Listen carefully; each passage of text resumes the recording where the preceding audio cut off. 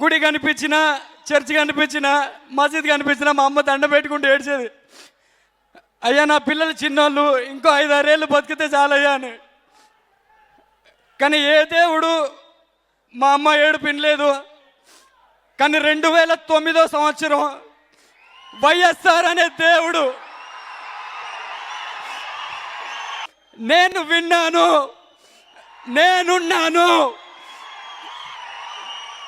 అని ఆరోగ్యశ్రీ పథకం పెట్టారు.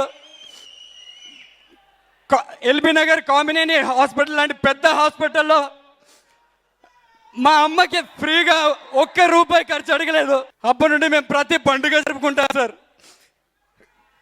దసరా జరుపుకుంటాం, రంజాన్ జరుపుకుంటాం, క్రిస్మస్ జరుపుకుంటాం. కానీ మా ఇంట్లో ఏ దేవుడి ఫోటోలు ఉండవు.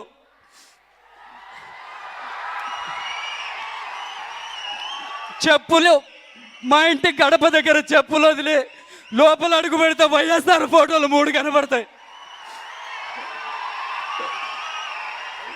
10 ఏళ్లకు ముందు ఆగిపోవాల్సిన మాట ఇప్పటికీ నాకు వినబడుతుందంటే దానికి కారణం వైఎస్ఆర్.